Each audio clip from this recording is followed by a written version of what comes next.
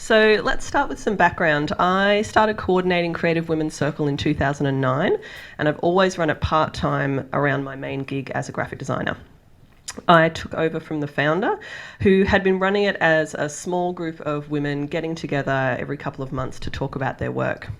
At the time, I was attending these CWC meetings. I was self-employed. And I didn't have a lack of clients, I had a lack of colleagues and even a lack of friends who shared similar creative interests or were running their own show as I was.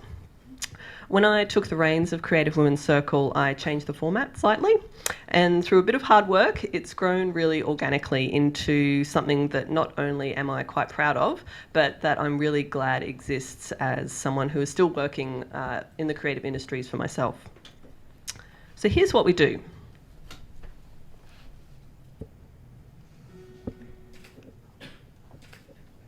Ooh. All right, here's what we do. We hold workshops and talks, about 6 per year, mostly in Melbourne, but we have had a couple in Sydney as well. At our talks, I invite a guest speaker to give a presentation about her career and her work. She gives advice, tips, talks about lessons learned, and so on. Some of the speakers that we've had in the past include illustrator Becky Orpin, jeweller Melanie Katsalidis of Pieces of 8 Gallery, retailer Julia Pound of Dagmar Rousseau, and graphic designer Fiona Sweet of Sweet Creative. I invite women to speak who I feel have a breadth of experience and who are doing things or have done things in their career that I think a lot of women can relate to. They're very honest about what life is really like as a creative businesswoman, and they're really generous in their advice, and they share a lot about entering or sustaining a career in their field. And hearing them speak really gives us an insight into the real life struggles of creative practice. It is mostly women who attend these events, but we certainly don't discriminate against men attending. So guys, if you are interested in coming along to a CWC, you're most welcome. You'll probably just be greatly outnumbered. A big part of the CWC ethos is really to give women an exclusive platform to share their career success stories and the lessons that they have to impart. And so I only invite women to give the presentations. After these talks is always a really great opportunity to mingle and have a cup of tea and have something sweet to eat and view the speaker's work in closer detail and just get to meet others in the creative community. It's a really casual vibe, which is just how I like these things to be, and we average about 50 people per event. So it's not super overwhelming, but it's not so small that it's kind of awkward either.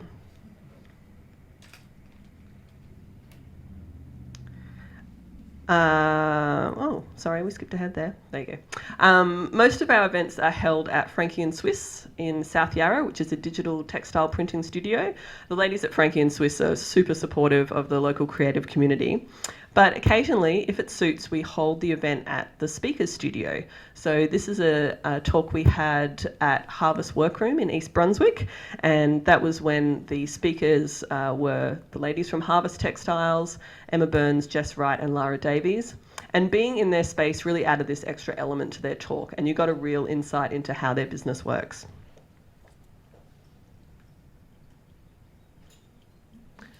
Sorry, Jeremy, are you doing the slides? Yeah, okay. It's like a phantom person doing the slides. I'll just give you a nod. Saves me waving this thing around. So this year we started a new event series called Members Morning Tea, and this is a much smaller group format. And it's about 8 to 12 of us getting together and talking about a predetermined topic. We actually just held one this past Tuesday, and the topic was how we all use social media in our business. These morning teas are a really great way to workshop with your peers the kind of business issues that generally only other women can relate to. And because we're all talking about a predetermined topic, the conversation flows really freely and there's lots of advice thrown about and brainstorming solutions going on. CWC is, of course, online, and our website over the last few years has really become a community hub. It's filled with lots of rich content on topics such as marketing for small business, preparing for trade shows, social media use. There's heaps of book reviews, and there's loads of interviews with creative women working in creative industries, and sometimes with a particular bent, like those working in retail or those who use eco-friendly materials and so on. There's been about almost 24 regular contributors to the website over the last few years, so it's not just me talking, it's just become a really great resource. Another facet, a newer facet of the website is our searchable database. I set this up early last year, and so that a database of women working in creative industries and engaged with the CWC could be freely accessed by other people involved in CWC, but also anyone really looking to engage a creative for a product or a service. We have about 120 women on the database at the moment with skills in over 50 different categories, and it's growing every day. In 2011, I was looking for a way to expand CWC to reach more people. And so I wanted a way where I could share the stories and the lessons learned from different creative people with people outside of Melbourne. So I decided to interview 15 Australian ladies, some well-known, some not so widely known, and collate those interviews into a book called Conversations with Creative Women. The website obviously reaches a large audience, but I believe books being a physical item really strengthens that connection to a person and their story. I self-published Conversations, and about 650 copies were printed, and they sold out in about 5 months. And you can actually still now get it in digital format from our website.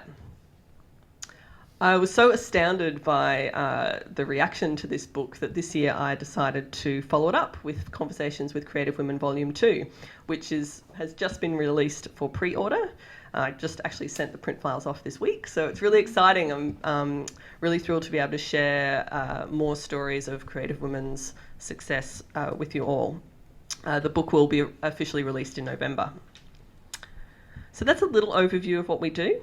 And it illustrates CWC's mission, which is really to connect and promote women working in creative industries in their own businesses and support them in their ventures. So as you can see, Creative Women's Circle is really a lot of things.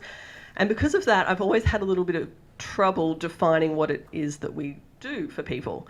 I actually used to refer to CWC as a networking group until one day I was looking at Twitter and I saw some creative people that I really respect having a conversation about networking and how wasn't networking an awful word, and to admit that you network was akin to, you know, every relationship you were trying to get something out of them for your career and whatnot. I was so taken aback by this that I immediately went to our website and changed all instances of that word. But this actually brings me to the focus of my talk today. That interaction made me wonder, why do creatives dislike the term networking so much, and even the concept of it? So I want to show you a couple of definitions of the term network that I found while pondering this concept. So network, to socialise for professional or personal gain. So that word gain, it's like a little bit like Patrick Bateman from American Psycho, kind of.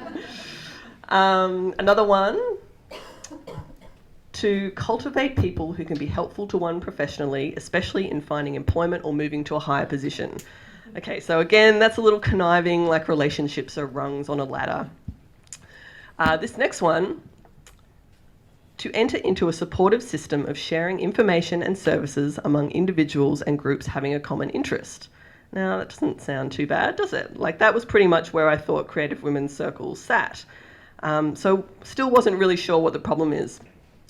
Then I thought I'd take a look at a visual definition, and a quick Google image search is where I found my answer. So here, networking is defined as us all being faceless clones in suits, manoeuvring strategically and internationally, it seems, or rising above your blobby, legless peers, being headhunted by a corporate godlike arm and then literally glowing with success. So perhaps the reason why creatives don't want to be seen as networking for the benefits of their careers and businesses is that as creatives, we like to see ourselves quite removed from the corporate world, that corporate world of hierarchies and managerial positions and partner tracks. But I think what we need to do as a community is redefine networking within the creative community, because I see networking for creative people as a positive thing and not in this way that it's perceived by stock imagery. So if you're creative and actively seek out a network of people in creative industries through events like CWC and Creative Mornings and the like, you'll quickly realise it's not about competition or fishing for clients. It's about finding that support structure to give you the confidence in your ventures and to learn from other people's business successes and disappointments, and to give you access to people with complementary skills who can take your practice into new places. So I just want to have a quick show of hands. Who's been to a Creative Mornings before? Mm-hmm. And what about a Creative Women's Circle? Mm-hmm. And what about an event sort of like an industry guild like Illustrators Australia or AGDA? Yep, cool. And what about Brown Owls, the craft community group? Okay, cool. All right, so I'm probably preaching to the converted a little bit here, but go with me. And hopefully what I talk about today will help you get a little bit more out of your experiences at things like this, where we're all interacting face-to-face. Because this specific type of interaction is hugely beneficial to creative people. And this is not to discount the amount of social media interaction we do daily, but I really think that the two should work in tandem. Being really active on social media shouldn't replace getting out there in real life and connecting with other people in your community. 10 likes on a photo of your work on Instagram does not equate to 10 people's expressions and suggestions and feedback in person. I'm sure you'll agree. My experience has always been that social media interaction is really great for keeping relationships afloat, but it's meeting in person and having that face-to-face interaction that really drives those relationships forward. So what CWC and other platforms like it do is facilitate this professional social interaction. And yes, employment and clients in creative industries often come from meeting other people and being on their radar, so to speak. But that has definitely been the experience of some who have come to CWC. But the value of being involved in organisations like this is more about cultivating a support network of your peers. It's not about competition. In preparing for this talk, I asked a few CWC members what they thought of these kind of networking platforms. One of them said, "The connections that I've made through attending Brown Owls and CWC events have become long-standing friendships of support and encouragement with like-minded creatives. This has been invaluable to me, as I didn't previously have many friends who shared my passion for craft and creativity." So that concept of finding your people is a really huge one. I think isolation is often a byproduct of being a creative worker. And personally, there are people in my life, and I'm sure yours as well, who, as much as I try to explain what it is that I do, because I do lots of things, they never really get it. And for that reason, because when I'm surrounded by people who instantly understand where I'm coming from, it's such a relief and a vindication that not only am I not doing something abnormal, but others also have similar issues. And likewise, have you ever had that feeling where you're working on something, you start off really confident, but then that doubt starts to creep in and you wonder, is anyone ever going to buy this or understand what I'm doing, or even, where is your next client coming from? So one of our clients said, as I'm starting to build my own creative business, events like CWC are a great way to feel part of something, for the resources, but also for the face-to-face element, which encourages me and builds my confidence. So while you might be cool with working solo day in and day out, I'm sure you'll agree it's pretty great when you meet people who have a similar passion for their craft. So another reason that engaging with a network of peers face-to-face is really great is because of the editing that inevitably takes place when people present themselves in an online format. I read a lot of interviews online with creative people and I follow them on various social media platforms, and it's human nature to present a polished image where you can, I get that. I feel like social media is particularly good at showing the good side of being a creative, but not necessarily the bad and the ugly. But I love that with face-to-face presentations and interactions, especially when there's the opportunity to interact and ask questions, real stories are uncovered. One of our members said that hearing other creatives talk about their business highs and lows is really inspiring, especially the lows. Not because I want to hear of someone's pain, but the reality is running a business is hard, and that hardship can feel very insular when you work on your own. Sometimes it's only in a room full of people that you realise something massive about yourself and your business. In February this year, CWC held a workshop with an intellectual property lawyer named Sharon Gavoni. She talked about creative people protecting their work from getting ripped off, how to set up contracts as a freelancer, and lots more. The response that we got to that workshop was kind of overwhelming. There were so many questions for Sharon from those who attended, and just a lot of really positive feelings about us holding this workshop. Afterwards, Sharon and I realised that creatives are really in the dark about their rights as creators of original works. And it was then that a light bulb went off. A book on this needs to exist. So that is actually what Sharon and I are working on now. It's a book called Owning It, A Creative's Guide to Copyright, Contracts and the Law, and it will be out around the middle of next year. And we didn't just stop at that workshop either. Throughout her research and writing phase, Sharon has continued to do lectures and workshops with people in different creative industries to ensure that the questions creative people want answers to are being covered in this book. We're not just going to guess what the readers want to know. So when you think about the reaction an article maybe posted online about this topic of copyright and creatives would have gotten, I don't think we would have come to the same conclusions about writing this book. So that was really a great example for me of the power of being in a space with your peers. Now, there's a specific group of people for whom I think connecting to a community is particularly important, and that's stay-at-home parents. Now, raise your hand if you have kids. Yes. And who here has stayed home with their kids for any period of time? Okay. So I have actually been home with my son for pretty much full time for the last 18 months.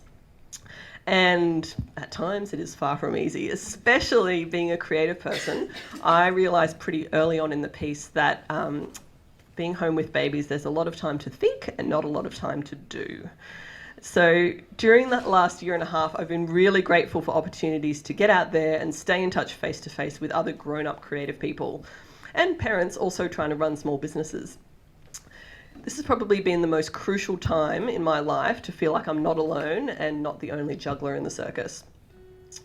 I think getting out there and finding a network is also really important for those who are maybe going to take a break from working in their industry while their kids are young, or maybe if they're unsure of what career path they will now take now that they have a family. So via CWC and Brown Owls and other creative networks, I've learned so much from talking to other people who manage the whole kids and work thing. And this is stuff that you really can't find in any book. We had an event last year where an advertising creative director named Chrissy Fagans, who had recently retired from that industry, she spoke to us about the trajectory of her whole career. And she noted that things didn't really start to pick up for her in her career until her kids were well into their teens. And you could literally hear the sighs of relief from the room from people who had small children and were trying to maintain a career and a business as well. And they were like, there is time. It doesn't all have to happen now. I don't think that kind of honesty would really come across as obviously when you're not in the room with someone. And even if you've read similar words 1,000 times before, often they don't really sink in until someone is speaking them at you. So clearly the advantages of getting out there and making a conscious effort to engage with a network of creatives is to offset isolation, hear more truthful accounts of success in creative industries, find out new things about yourself and your work, have the occasional epiphany, and meet others who are as passionate about being a creative professional as you are. And there's an unmistakable buzz that, infiltrates a room filled with creative people. You probably felt it this morning. This feeling just can't be felt online, and unfortunately it can't be bottled either, but it is freely available when you want it. Hopefully now you're a little bit more convinced that seeking out and attending more events such as Creative Mornings are a good thing. So I'd like to share with you some of my tips for connecting with people in the community. You could do what I did and volunteer or start your own networking platform. That's a really great way to get over some of the nerves associated to connecting with others in the community, because it puts you in a position of people approaching you for things. And there's always the fallback of having tasks to do. I'm not painfully shy, but I'm definitely most confident when I have a job to do. When I attended CWCs in the early days, I usually hung back and probably listened more than I interacted. But given the task of organising, I felt the sense of purpose to go out and talk to people and engage. And that was one of the strategies that I used to put myself out there. Outside of CWC, I really enjoy participating in events where it begins with a shared experience. So something you can all see or do together that really kicks off the conversation. So workshops and lectures and so on. If you work for yourself or you freelance, you have some degree of flexibility in your day. So block out the time to come to events like this. Yes, you might be on deadlines all the time and overrun with work, and that's great, but no one is an island. Really make the effort to attend and catch up with your peers, because it is so worth it. Even if you're really busy, remember support networks are everywhere. There are lots of places to meet creatives so that you might get a support network going, and they're not limited to events like this. So if you're someone that works solo on their craft, even a shared studio environment can be a really nice way to have a support network of other creatives around you. In the past, I've even found art and design markets where I've been exhibiting a really great place to meet others who have a similar work-life situation. Like me, they're often a solo practitioner, putting themselves out there with their own work. When you're standing next to someone for 8 hours, you really get to know them. And I've had some really great relationships start that way, because you're both there and there's already so much that you can relate to. Use social media before and after. Social media can be really helpful to find out who is going to an event if you're not really sure if you're going to know anyone. I know sometimes it's really good to have a buddy to come along to these things. And afterwards, those connections are maintained online until such times as you meet in person again. And I actually love that the new Creative Mornings website does that. You know, it shows you who is coming. And not that I wouldn't have turned up today, but it was really nice to know that there was going to be some friendly faces in the audience. So to finish, what I would really like to have you take away from today is a better understanding of how interacting face-to-face with a network of creative peers can be hugely successful for your creative work and your business. Networking should not be a dirty word for creatives. It's not about competition, and you are not selling your artistic soul if you admit to doing it. I hope that next time that you see an event or a gathering advertised, you look at it as an opportunity to extend your support network, meet creative, like-minded people, and hopefully learn something new. Because collectively, all our businesses and our creative works will be better for it. Thank you.